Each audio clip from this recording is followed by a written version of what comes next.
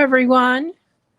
It's Donelle MCADAMS, and we're here tonight for, I don't know, it's been a long time since we've had a first Saturday, but we are going to be doing a wreath tonight, and I'm going to show it to you first. But this is the handout. You can snag it later over on the So Steady Facebook page, or you can go there while we're talking at the beginning. But we're going to do a holiday wreath. And it actually is the second page of your handout for tonight. And so let me just show you the actual wreath project here. And I have my button in my fingers because I want to show you that the way this works when you're doing your quilting, you will completely cover up that center. So you really don't even have to do anything like put a center on it, like such as a circle or a heart or whatever. The button does add a bit to it, but I wanted you to see what it was like without the button. So I left it off of there. Now, don't panic. We're going to go through all of these steps. And this is really fun. I'm using metallic thread tonight. I think you can probably see that. And when you do that, that nice little center develops with that. So let's go ahead and get started. I do want you to know that this can be used in many ways. I finished mine off, so it could be used as a pillow, but I can also use it just as a mat or a small wall hanging, whatever I choose to do with it. Because if you can envision, this would be a pretty candle mat too. I could just have a center candle here, maybe even have it in a cylinder, a glass cylinder. You can pick those up at the Dollar Tree for like $1.25 now. And so there's a lot of opportunities. I chose white for the background, mainly because of the fact that I wanted you to be able to see it. You can do whatever you want for that background. You'll notice mine has snowflakes in it. Look real close there. You can see those snowflakes. So I'm going to lay this aside for just a minute here, and we're going to get started. Now, the template that I'm using is what's called the adjustable Dresden plate. And so it looks like this. And the adjustability is you can take these screws and move them up and down. You could make a small 6-inch Dresden plate clear up to a 12. I'm making an 11 tonight because my largest template, which I'm using, is a Spinifex 11. And the largest one in the set is 11.5 inches. And so I wanted that to come out as you saw on my sample. So that's why I'm using the 11. If you've never used the So Steady cutting tools, they are awesome. So like when I do this, this has that extra little bit that sticks out. So this will come right up to the edge of my fabric. So now if you can imagine, the handout tells you all of this. You're going to use, in my case, I use 2 different colors of fabric. And I need 6 inches of that fabric. Now, 6 by 22, which is obviously just half of the width of your fabric, will be plenty for this. So this edge here was cut.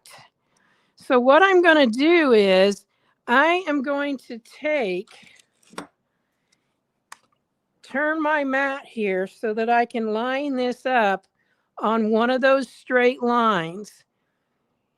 And I'm going to take the template that I just covered up. Let's get that. And I'm going to lay it so that that black edge right there is right up against the edge of my fabric. Now, I could cut this like this each time and cut across there. But the way these were designed is you can take another straight edge. I could take one of the straight edges that is designed just like this, but it's great big and it was not going to fit on here very easily. But I'm going to take another straight edge and I am going to find where that needs to be. I push too hard. And so it is at, in this case, 1, 2, 3, 4, 5 and a quarter. So my line over here on the 5 and a quarter, I can simply take that away. I like to use my smaller rulers when I'm doing something, or not, excuse me, my smaller cutter. But I think because I'm working behind the camera, I don't think it cut. So let me just get my bigger one out.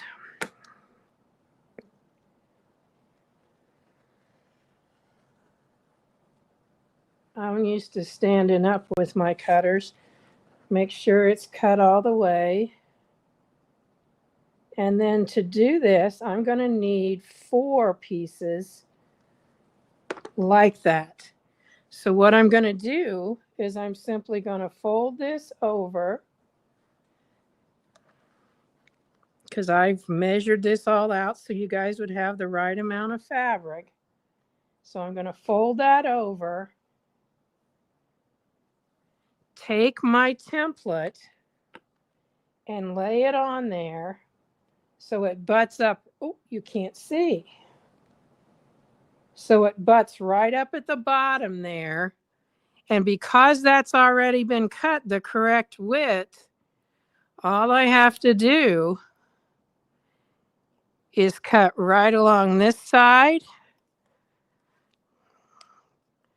I just don't have the strength when I'm sitting down, I guess. Boy,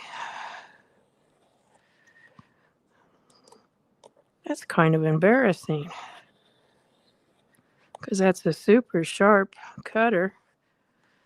Let me see if I go a different direction, I do better. Because now all I have to do is turn this around because this is a rotating mat.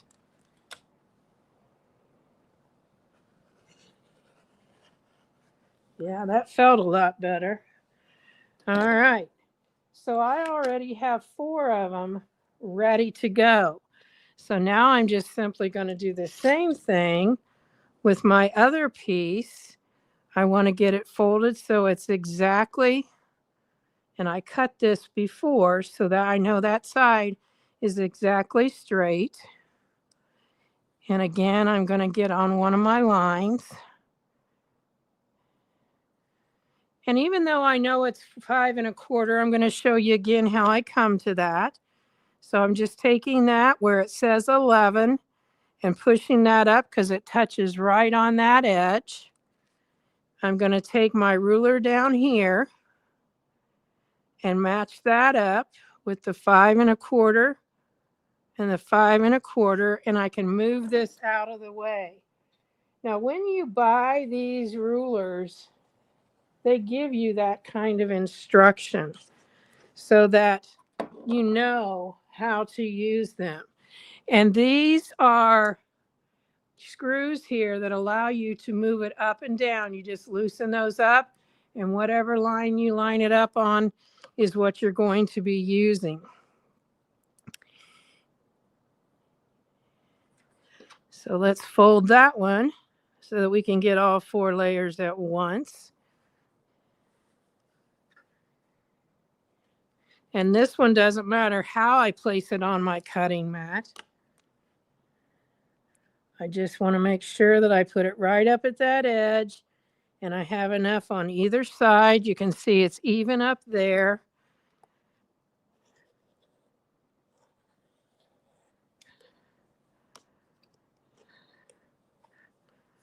Well, Donelle.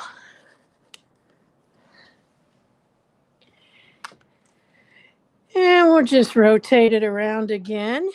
Make sure we get it all lined up because we don't want it to be the wrong size. And I'm going to pull it to me a bit.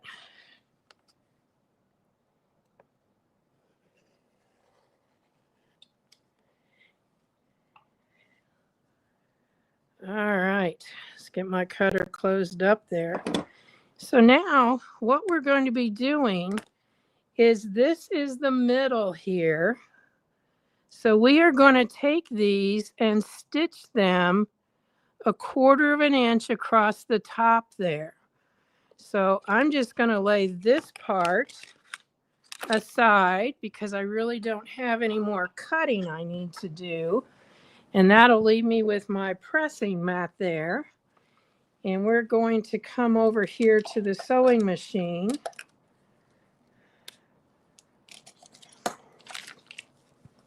And get those stitched up. Now, when I stitch those, you can decide what foot works best for you. You need 1/4 of an inch. So what I have done is I am using on my Janome what's called the O foot. And that O foot has a guide on the outer edge. And the more I become familiar with all of my tools, it takes a little bit of time to get them all so that you understand what's best for what. But this one here,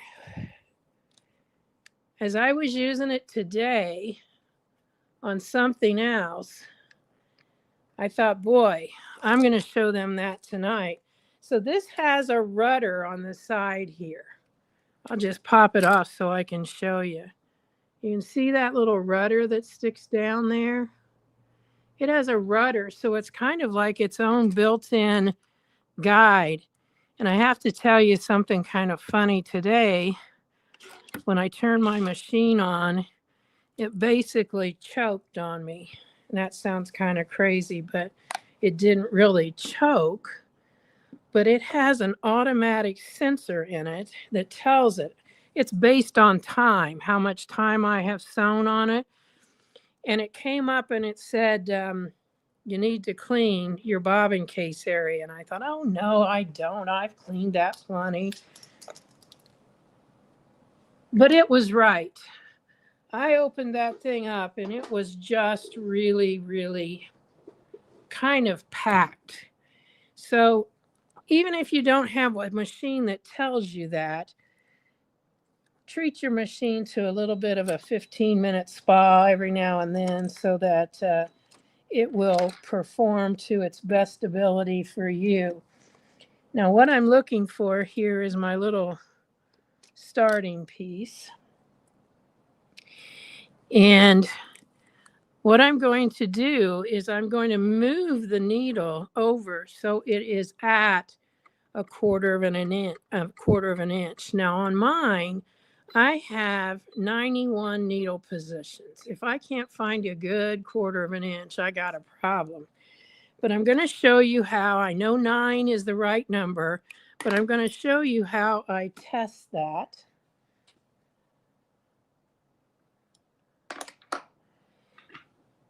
And that is by take my ruler, I get my foot off my foot pedal, but I take my ruler and I actually set it down, the foot right down on top of that.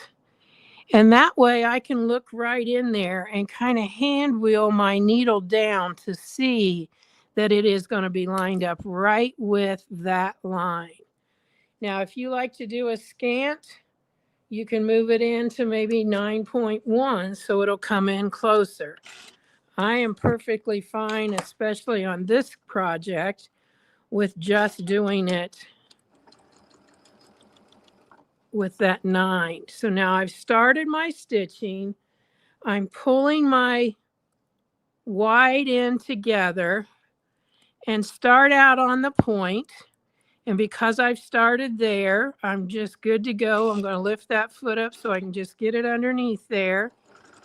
And I'm just going to stitch. And believe it or not, your machines will stitch a little bit on air. So I'm going to stitch a couple stitches. I'm going to pick up the next one, fold it in half. And because I stitched on air there, I should be able to just start again and do my chain piecing.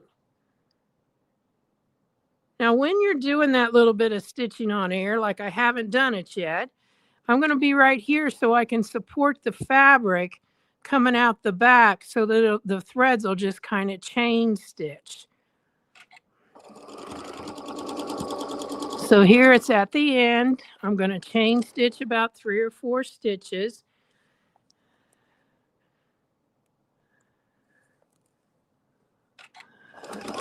Now, if your machine doesn't like to do it, don't force it.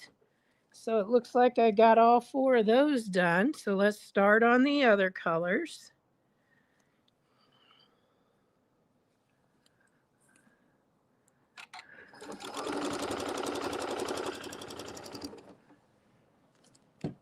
I'm going to wake up my iron over here so I know it knows I'm ready for it.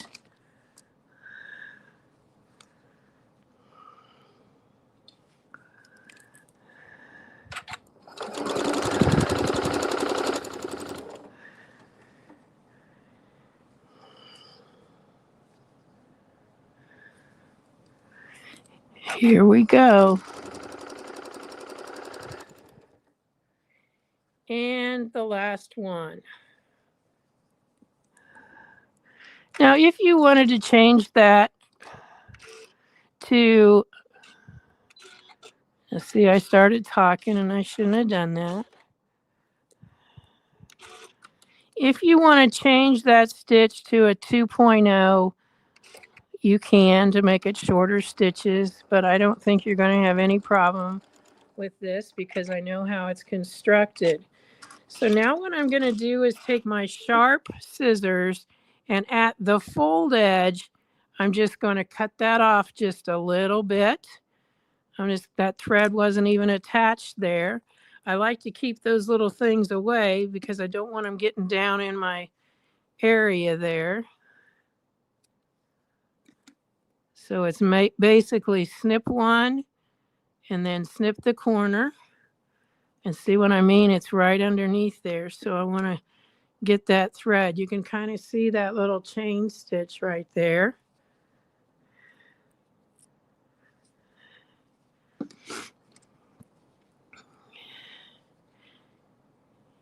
And when you go to do this, if you've never used these, the Dresden plate, this is the 8-point.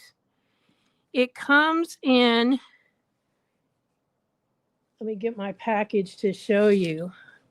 It comes in the 8, the 10, the 12, the 16, and the 20. Now, unless they've changed the packaging, I've had mine quite a while, but unless they've changed the packaging's the same. So I just always put up here which one is actually in that package. And so just helps me to get it faster, and I keep all of those in their package and all together so that when I go to get them, I'll find all of them. Now, when you look at the photos on the back, you'll notice there's a lot of stuff you can do. You can mix up your sizes. You can color piece. So like in this case, that blade was cut as one, but what they did is they color pieced that. So in other words, half of their strip was one color and half of their strip was another color. So it really is just whatever creativity you want to do with this. Now I'm going to use, this is my Sew Steady stylus. I don't know if you guys have ever had this before, but this is the stylus. And it works perfect for turning these points out. I guess the one I was getting ready to show you, I hadn't cut the corner off of. But I'm going to cut that little corner off. I'm going to take this, and I'm just kind of going to take my thumb on the inside and turn to the outside, and then make sure I get that stylus up there and get that point completely out. Now, obviously, you can use a point turner also. But then what we've got to do is we've got to put this down when we get ready to press it, and these seams are going to go to one side. So what I like to do is just kind of line it up with one of my seams on my board here. And you can see I'm just kind of splitting it down here. And then I just try to get it so that this lays right flat like that, because we want this to be dead center, not off to the side. It's got to be in the center or it's not going to form what we need for it to form. So while I've got it like that, I'm just going to take it right over here to my iron and press it. So you're basically making 8 little kites. And the way you can check it is to, again, put it right on one of these. Check to make sure that this comes to about the same place. So I'm going to do that real quickly here by, again, just turning that out and pushing this in. And this just seems to be perfect to push that through there. So let's just go right over here and press again. If you're pressing on a board that has lines on it, you can actually take it to that board and use those lines to get that shape, because you want these to be exactly the same shape. So if anybody's got any questions, I have a second here that I can answer them while I'm doing this. I see someone from Plant City. I saw the other day that at your strawberry festival this year, Reba McEntire is going to be there. I have been to that strawberry festival several times years ago when I would go with my grandparents.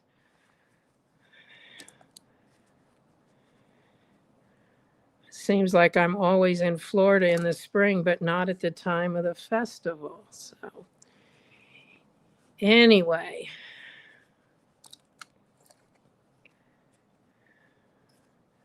So as I turn those through, you scroll up, I don't see any questions yet.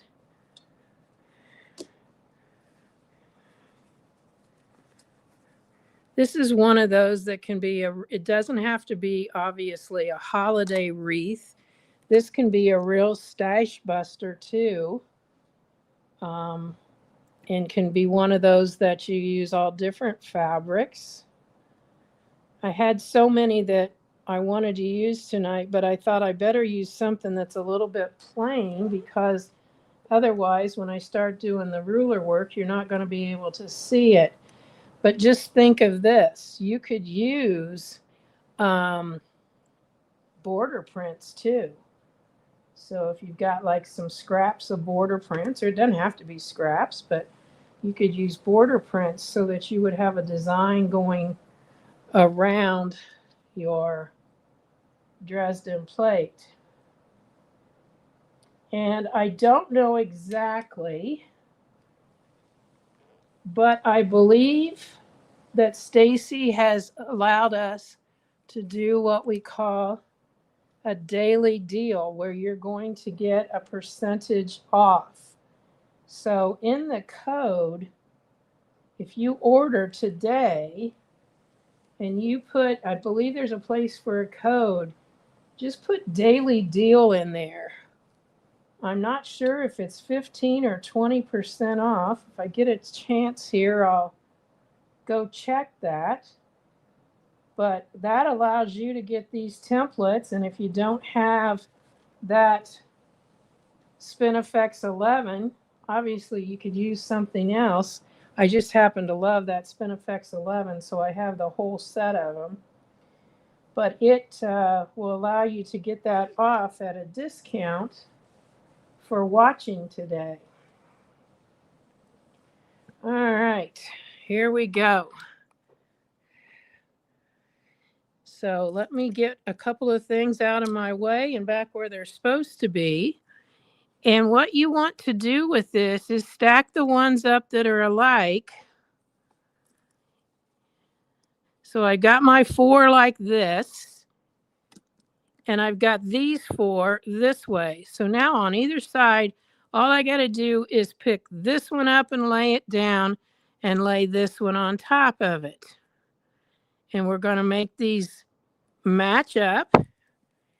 And again, I am going to backstitch on this. So if you notice, I'm stuck or starting in a little bit. So let me see if I can get you a little bit more up so that you can look straight down on this. So I'm starting in about 1/4 inch. I'm going to stitch a couple stitches forward. That makes your machine happy. And then I'm going to stitch in reverse to the edge. and then I'll come back down. And down here, I really don't need to do any back stitching. So I'm going to pick up my next two. I'm going to let that chain just a little bit, lift up my foot and my needle, and then just put that in so it's about 1/4 of an inch in. Do 3 or 4 stitches forward and then back. Because I really love to teach you good methods of piecing just as much as I do with quilting. So what we're going to be doing is working with our machine instead of against it. So putting that foot down, that needle down, stitching a few stitches forward, it just makes that machine a whole lot happier than if you just start in reverse. And just like that, we've got all 4 of those finished. And again, I'm going to stitch a few off, put my needle up, lift up my foot, come on just a little bit, stitch a few forward, and then back. Make sure I'm lined up. Now, one of the things that I do disagree with on the way it's telling you, because when you purchase this, there are instructions in here, but it tells you to press the seams to one side. Well, because we're doing ruler work, and I know it's easier to stitch over flatter seams, we're going to press these seams open. So what I'm doing now is just trimming off these little tails. And then I'm going to take this and I'm going to press this open.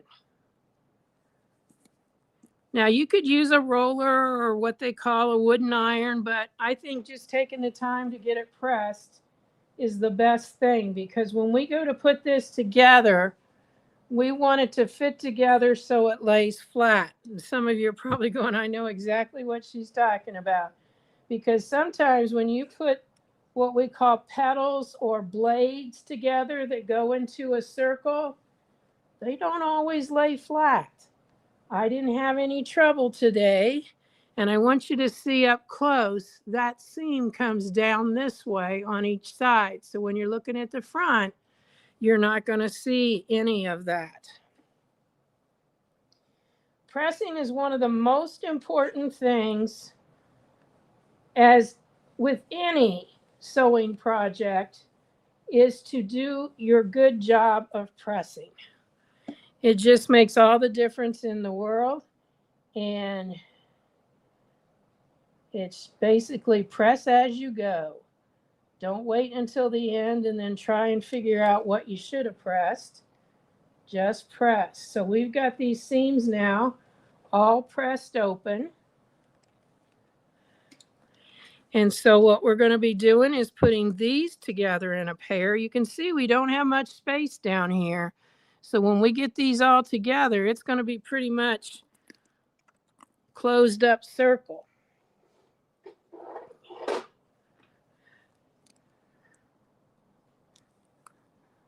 We've got quite a few from Australia joining us. Thank you for getting up early.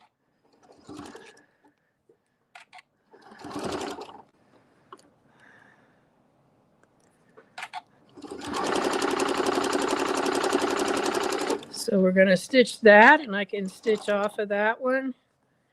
And then we'll get these together. Come in. Forward just a few. Back to the edge.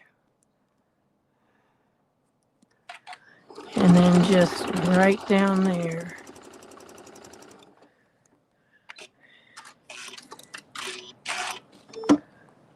Now I'm just going to, again, cut that right up to that fabric.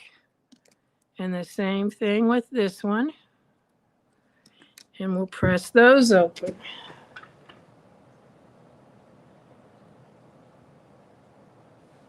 Now, some of you may have been with me. I could not even begin to guess when it was, probably at least 2 years ago, when I did a similar project to this. And I put these in the corner because if you notice, this right here is a right angle. So if this was just these two, I could actually put this in the corner of a block. In this case, we could put this on a side because this is a straight edge here. So as you can see, my little spot is getting smaller and smaller. What I'm going to do is, even though it looks like I could just sew straight across there, I'm not going to do that because I want to make sure my outer edges are the ones that come together even. Well, I didn't get my reverse button. I got another button. There we go.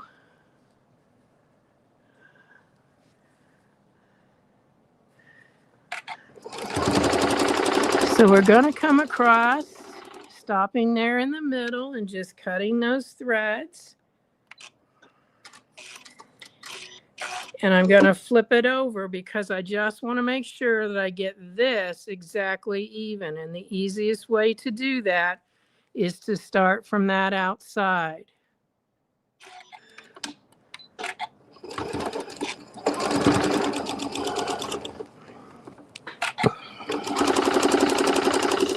All right, so we've got clear across there. I'm going to cut these threads.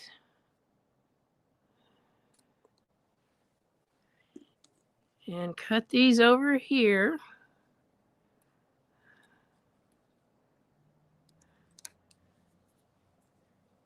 I can't even believe it. I don't really have an opinion on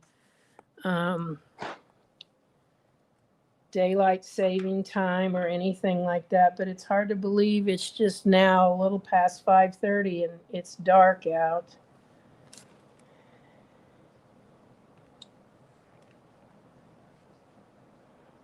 So I've got 4 little seams here to press, and we're going to be ready to put it right onto our background.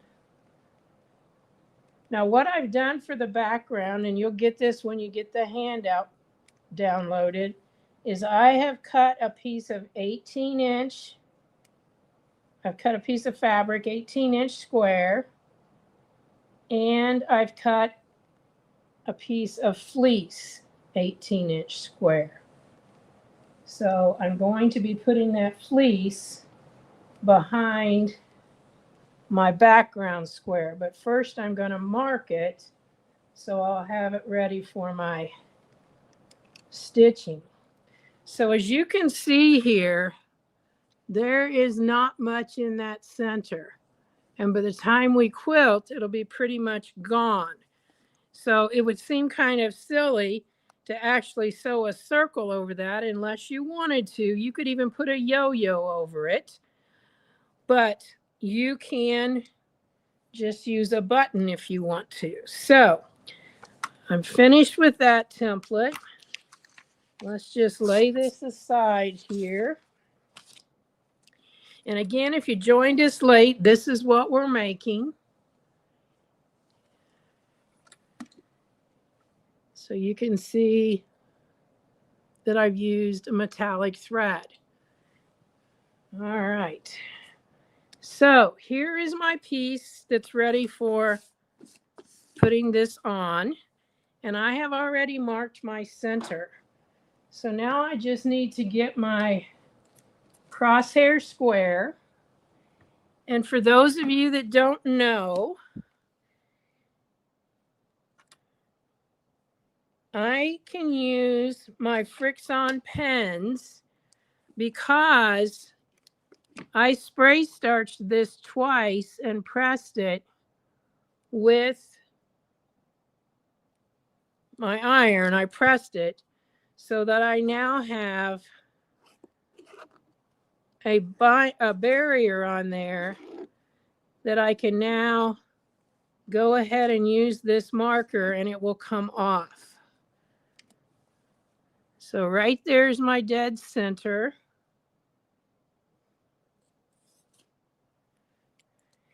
And because I know where I'm headed with this, I'm going to go ahead and mark this out farther. So I'm basically extending my lines while I have nothing cushy underneath it, such as my fusible fleece. Now, one thing you might want to know is, why do I use fusible fleece rather than batting? The main reason is because it gives it more stability. And after you launder it, it still has that same stability. So that's the main reason that I do that. Now, what did I lose? My scissors? Yes. So now let's get that fusible fleece. And it doesn't really matter which way the fleece goes at this point. Just understand that if you put it, I'm putting it so the glue side is up and is going to be on the back of my piece. So in other words, this side right here is the fusible side.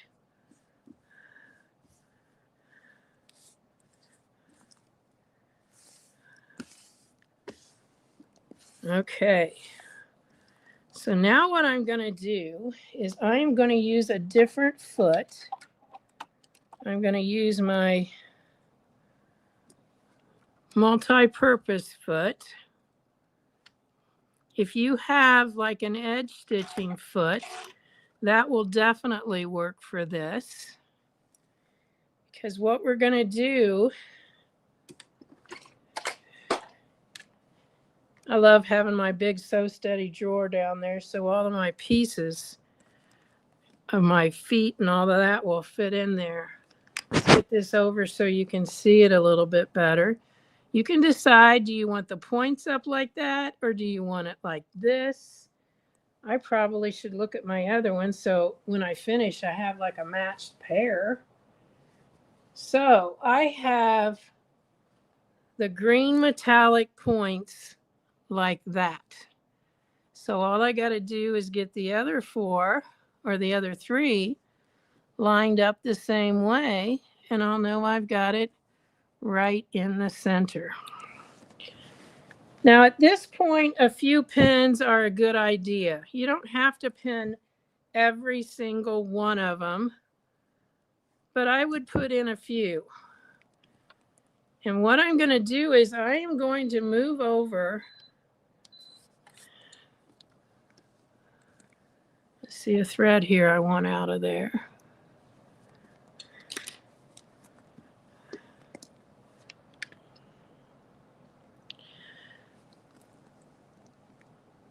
And I am going to put my foot down and decide, how am I going to guide this? And I actually am guiding on the inside edge here. And it's going to catch right on the edge of my fabric.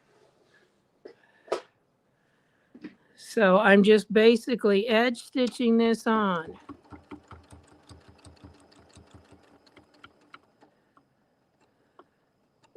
I'm going to slow down there at the point, leave the needle in and turn it.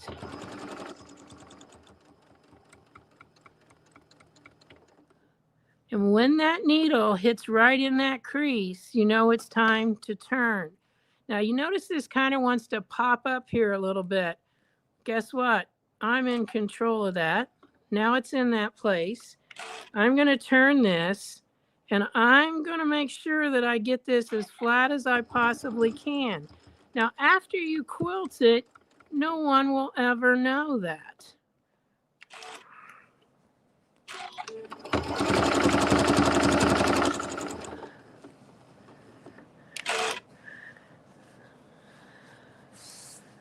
You can see here, it looks like it wants to do that again. Again, I'm the one in control.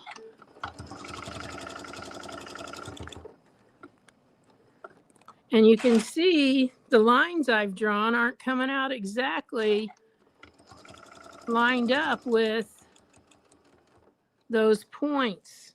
You can see it over there. So I will touch it with an iron and make new points.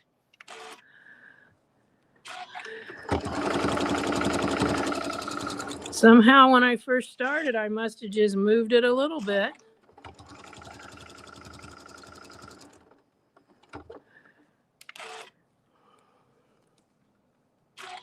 Whoa, I don't like that. Get this flattened back.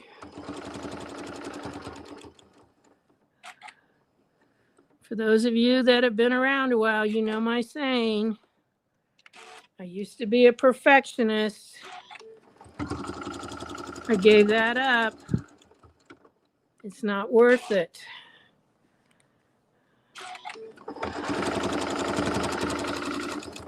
Do your best, but don't fight and fuss with little tiny imperfections. Like right there, did you just see how I took my pointer finger and just pushed that right underneath there?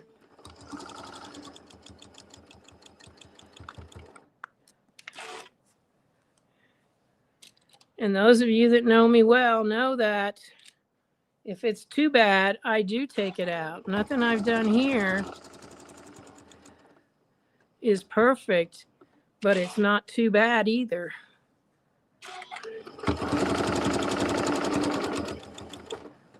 That one came right out to the point. And we're back to where we started. Rather than back stitching right on that, I like to turn my corner and overlap where I've stitched and then back stitch a few stitches. All right, we're going to cut that. We're going to look and see where we are with our lines. I'm going to just pretty much press them all out and remark. That's just the easiest. So just tap it on there.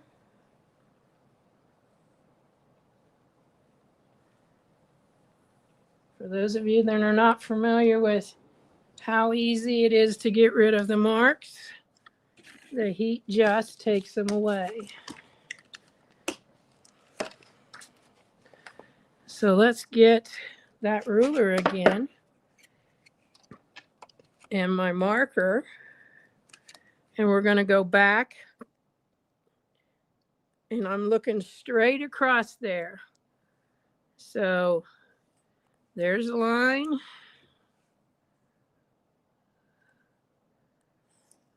There's a line. And now I'm simply going to use those two lines because I can't really see my center to mark with my crosshair.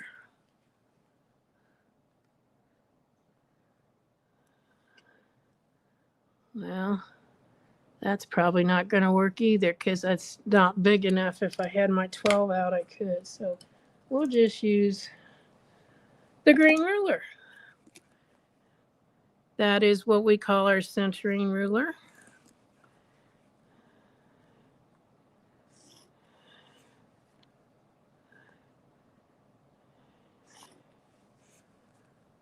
I'm going right off of the seams of this one and lining that across with that one.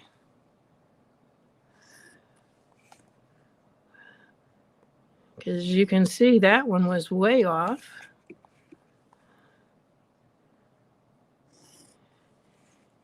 Now, I don't know how many of you might possibly have the Janome set of templates. It's their beginning set. They're made by Westerly. Anyway, one of their templates is very much like this Spinifex 11. And that's why I picked it, because I absolutely love that template.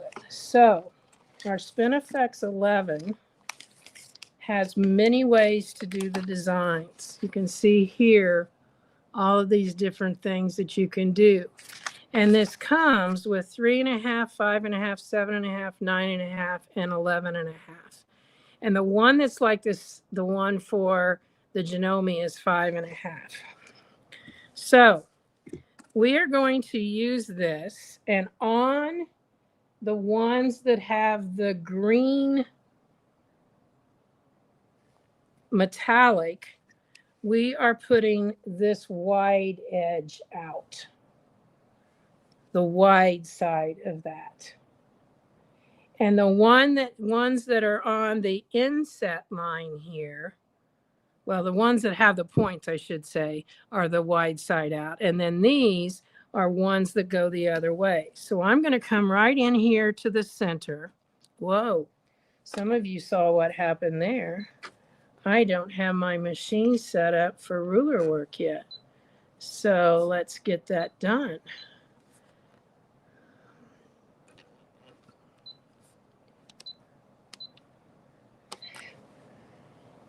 I had a lady when I was teaching on Wednesday ask, how can you change so fast to ruler work? Well, most of the newer machines have a ruler work setting, and it's very quick and easy to be able to change to go straight to ruler work. So in this case, I always use a screwdriver, but I'm going to go ahead and take this straight to ruler work and put this in position, and my machine knows to drop my feed teeth and go right on. So let's get that underneath there, and I'm going to get right there in the center and put my foot down and my needle down. So as I said, I'm going to do the wide end out. So we are going to line this up down here at the bottom.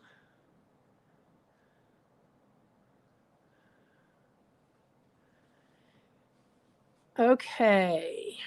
Somebody asked, are you planning another New Year's Eve watch party? You'll have to let me know if you guys are interested in that. I am more than willing to do it. So if you're interested, just make a note of that. Send me an email or something. Oh, Donelle. Ooh, I shouldn't have started talking. I could go ahead and do that in the green, but I wanted to do that in the metallic. Oh, well, I'm going to do this in the green on this one, not because I started it that way, but that way I'll have two different samples on this. So I'm going to get right back into that spot and go ahead and do it with the green. But if you do the metallic, it's very, very easy to do. I like to use the superior threads for the metallics. It's a 40 weight, and I did not have any issues with it. I did do what it says. It says reduce upper tension to 1. I didn't go clear to 1. I reduced my upper tension about 50%. So like my upper tension was on 4.6, and I took it down to 2.3. So I just went to half and used that metallic needle, not metallic needle, the 90 top stitch that we always tell you to use. And I did not have any issues with it. Now let me get this line back up again. This will be easier for you guys to see anyway. And then that way I'll have two different samples of it. So let's get that 1/4 inch checked out. And this 1/4 inch checked out. Okay, we should be good to finish here. So because that's pretty busy right there, I just backstitched a little bit. I came back to the center. I'm going to move over to the next one. Now, you want to match threads on the back. So if you use that metallic, at least use a yellow or a yellow gold color thread. You don't necessarily need to use the metallic. I wouldn't use the metallic in the bobbin, but you do want to match the color when you're doing that.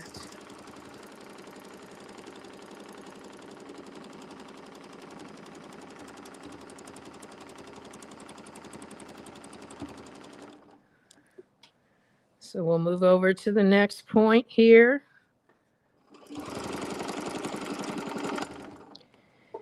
Well, what happened to my thread? Whenever you have a breakage, always put your foot up, meaning your presser foot, to rethread.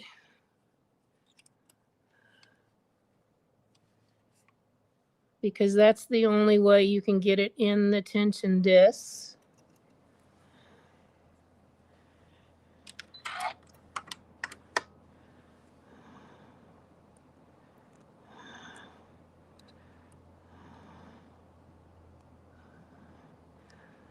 So since I did not move my template, I'm just going to go ahead and go right back here to where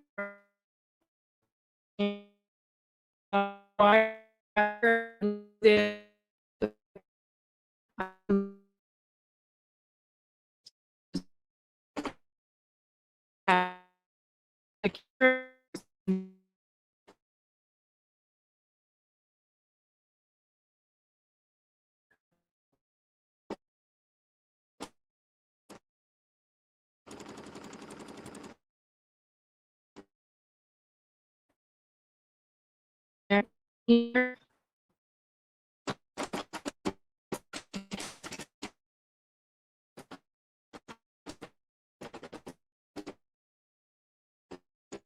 Yeah.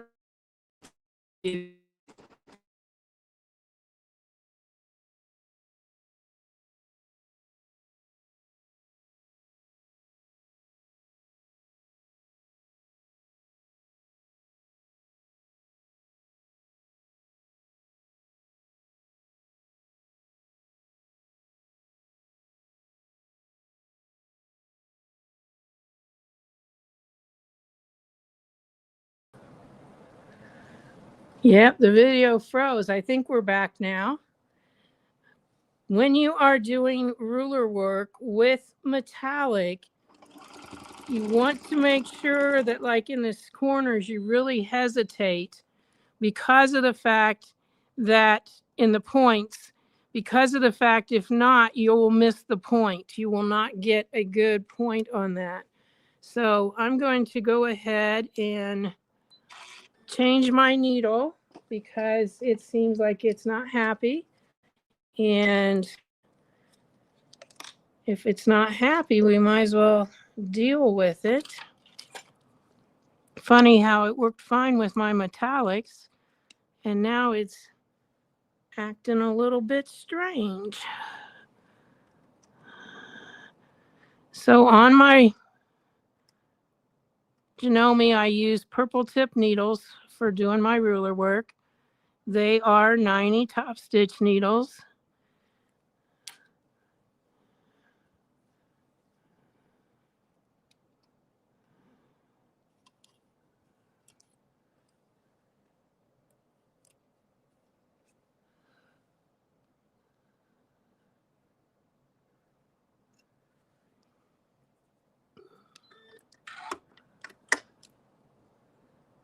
All right.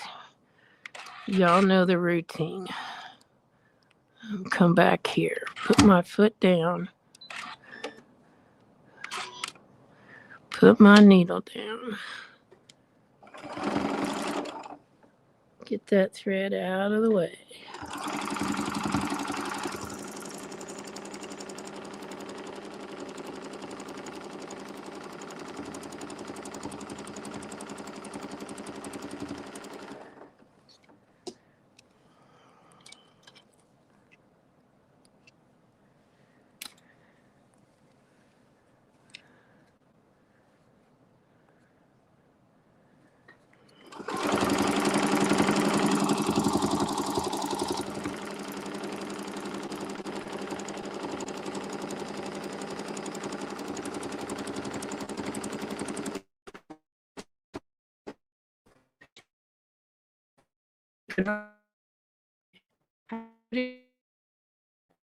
around there. You might want to do all 8 of them that way.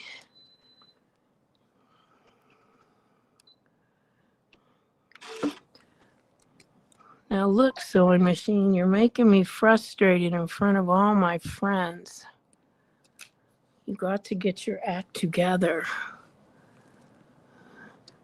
So let's come here. My foot is up.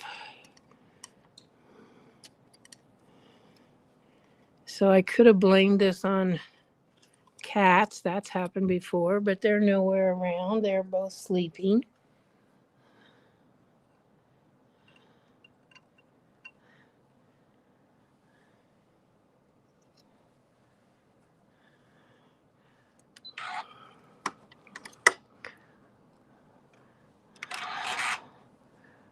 I always put my thread in below my foot.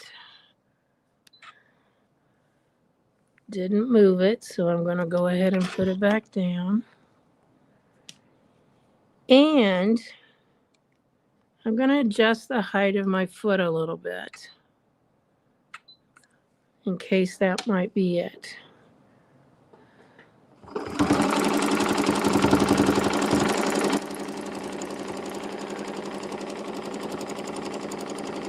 And I actually lowered it for those of you that are new to this. When we have skip stitches or broken thread, we lower the foot.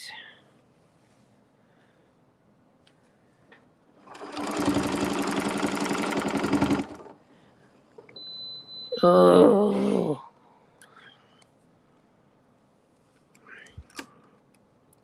Thank you all for your patience. I've got one more here to fix, so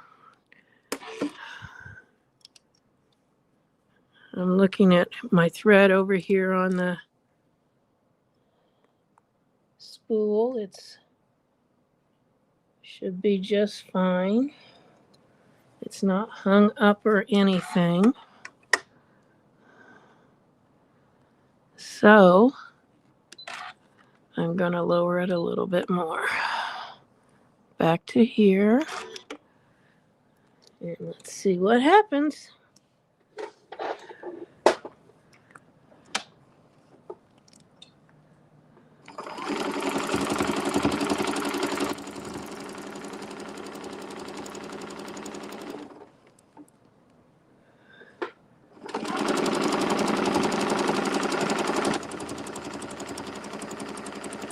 All right, at least we made it all the way around there. So I'm going to get these threads cut out, and you can see that there's nothing you can tell in there because of the fact that everything was busy.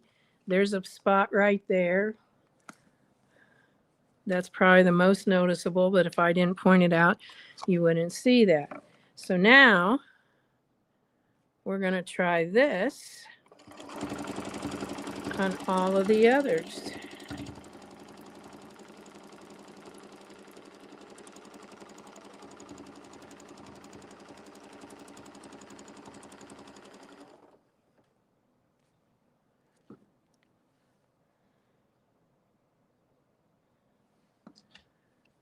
Move to the next point here.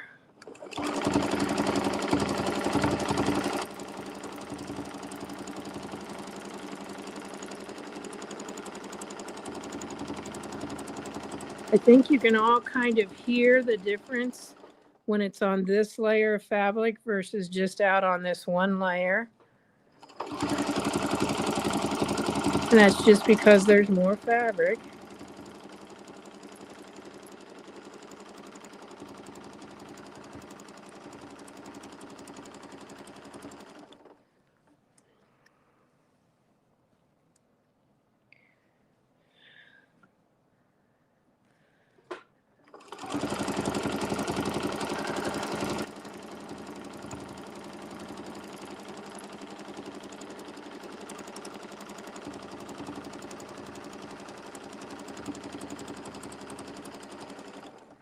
I know you guys can see this easier than you would have the metallic, but I encourage you to try metallic. Had I had the green metallic, I would have probably done that. I had gold and silver, and since there was silver or gold in this fabric, I thought that's what made more sense.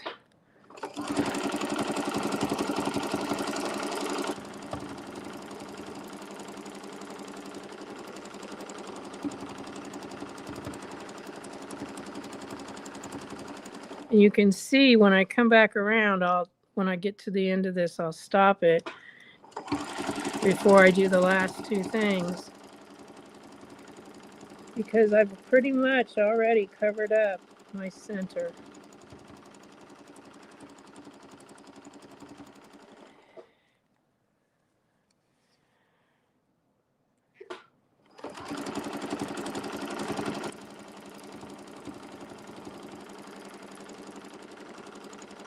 I noticed somebody said on here that when they use metallic, they don't use the last thread guide. That is another thing that a lot of people do. I didn't have any trouble with it today, and I used all the thread guides.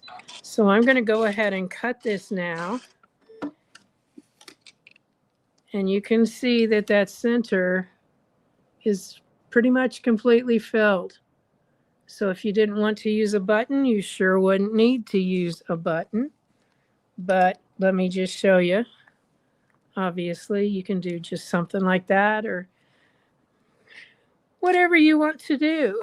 Now, what I did for the last round, and you guys have a picture there, so if you want to mark on that picture how this was done, from these points out,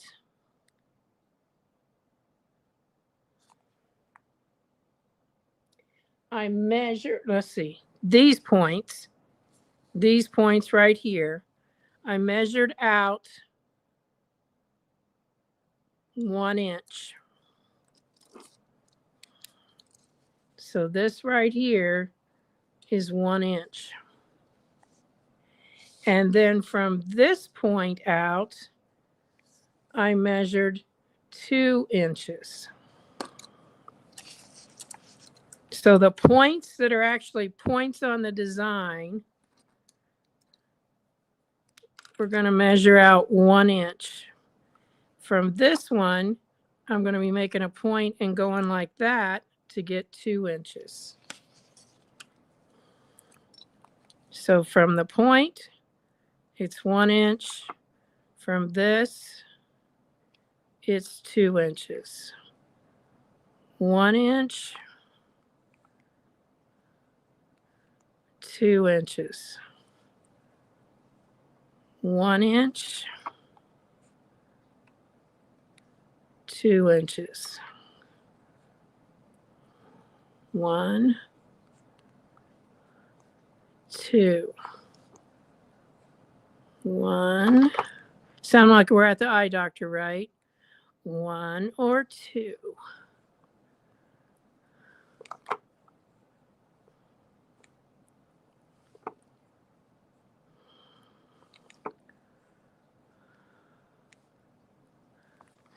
All right. We're all the way around. And now what we're going to be using is our spiral template from our sampler set. It is the 6-inch spiral.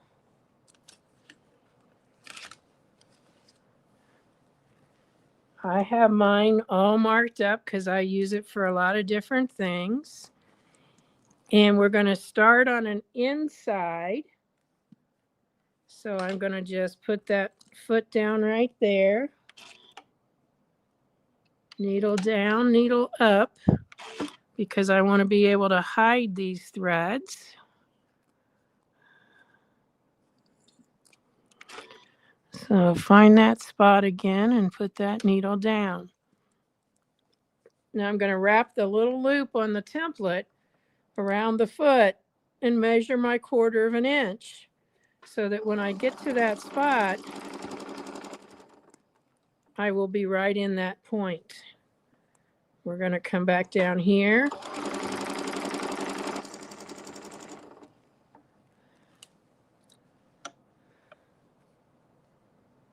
measure.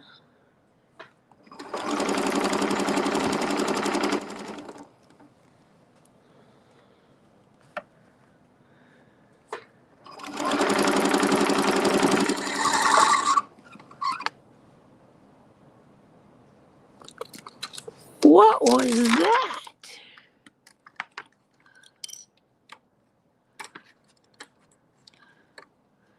That is an empty bobbin.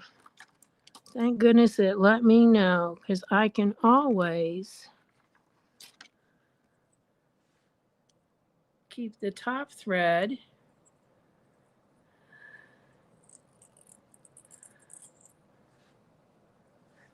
I'm sure I've got another bobbin that's got green on it.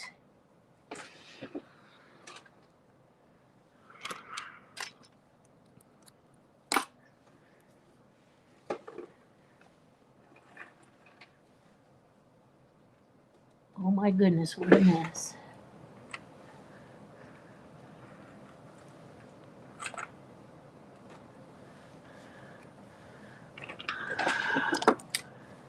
My bobbin's been having a party. But this one's fine. So I'm just going to put that underneath there. Make sure I get it threaded in. It's a little more difficult because the needle's down in the fabric there. But I can do it.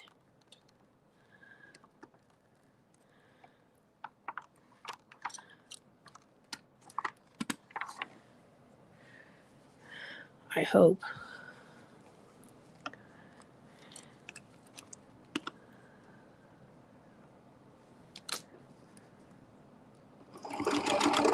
Looks like it did.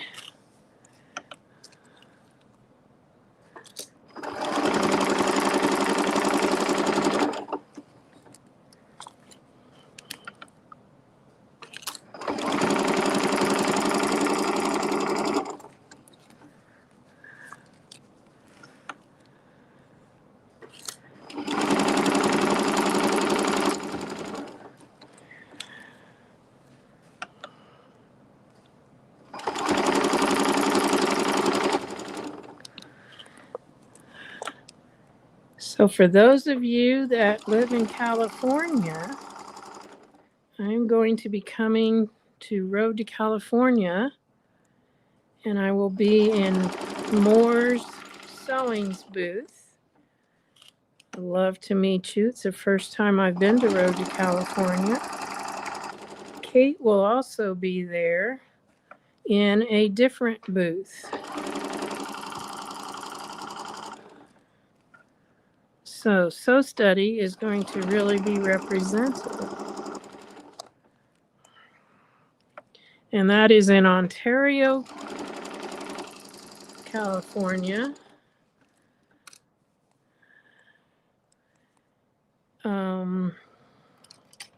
Like the 20th through the 25th of January. Now I need to get a needle.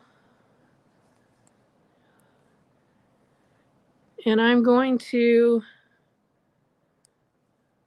go ahead and loop these threads, put this back down in there, and my knot is about 1/4 of an inch from the surface of my fabric. And I'm going to take that side threading needle and bury this knot. Now with this being green thread, make sure you get it in your batting and not just under your fabric. So that's buried. When we get to that spot, we're not stopping there. So that's why I wanted to bury it and get it out of my way.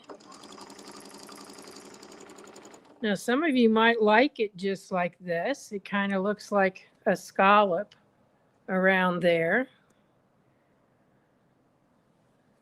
But what I'm going to do next is I'm going to take this.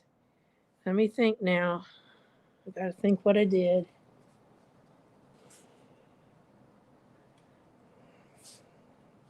So I'm coming back with the straight side, down to this point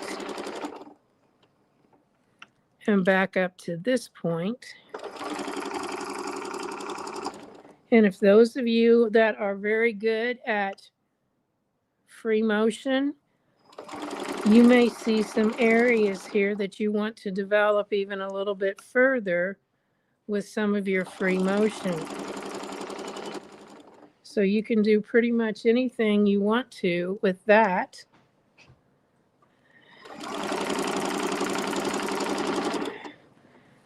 Now, when you get done with this go around here, I'm going to press off my purple marks. And then you would take this and square it up. So as you can see on the sides of this, my batting's sticking out a little bit. So you're just going to square this up.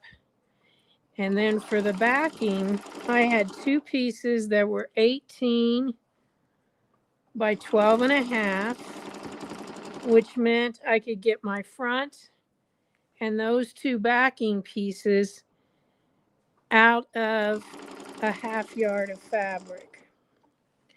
So what I did is on the long side, I turned up an inch and then another inch, and I actually stitched that down, and I'll show you that.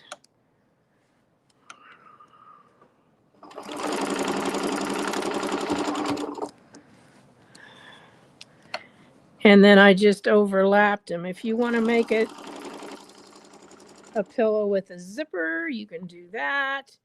If you want to make it so that it is a wall hanging, you can do whatever you want that way. Now here is where I ended. So I'm going to go ahead and I'm going to put my needle up, my foot up, and I'm pulling away from there. And you can already see my bobbin thread came up, so I'm not even going to have to do much more but just pull it up. I've not had that happen before, but that's kind of nice. So now I'm just going to take that, make that into a loop, and get my needle up here so that I can control where it knots. And then we'll just put that into that side threading needle. There we go. I don't need all of this long thread, so I'm going to get rid of it. And we'll bury that again. All right.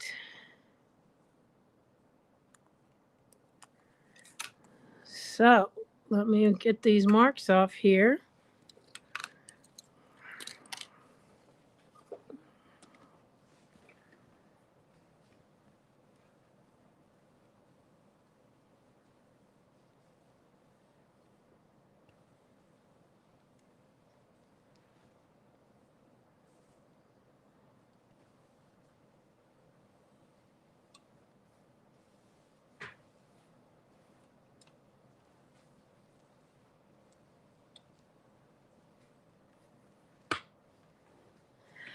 So there we go.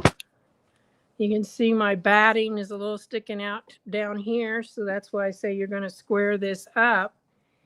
And then you're going to take the other two pieces, turn in an inch and then another inch, and then just straight stitch down this side so that when you've got this squared up, you can simply lay your backing pieces on there. This would be stitched. So you're looking at the wrong sides of those backing pieces. And then you would just stitch all the way around that so that after you're finished, you're going to get your points turned out. And the back will overlap like that. So you can see it's overlapping there.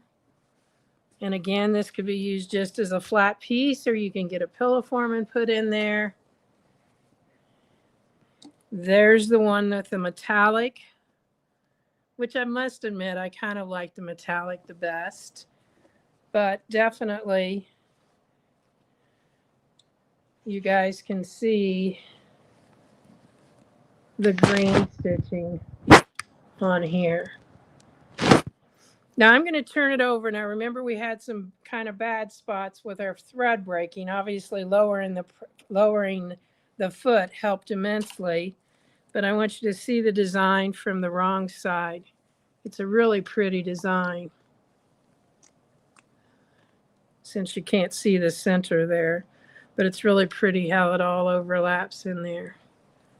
Yeah, I think so too, Michelle. This would be a good for placemats.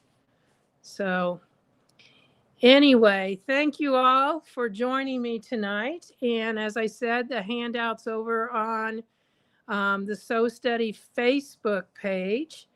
And again, if you're interested in seeing us do something for New Year's Eve like we've done in the past, just let us know. My email's on the handout. And if you have an idea of what you'd want to see, that'd be great to know too. So thank you all for joining. I do have some other things before Christmas that I'll be with Sew Steady on, but Megan just stepped in. Megan, can you hand me that project over there that I did the other night? I want to show you guys this because you can go back and watch it. I actually did this the 4th when there were like 5 educators on. So if you weren't with us, you can go back and see how we did this. So this is a table mat. And I'm going to take my screen and move it here so I can get you a little bit bigger so you can see it. I really had a lot of fun doing that. That's using our Christmas motifs, some decorative stitching, and obviously our circles and straights tools. So anyway, that was a whole lot of fun. That's on December the 4th, so you can go back and watch that. And for those of you that I might not see before Christmas, everyone have a very happy and blessed holiday, and we'll see you soon. Bye now.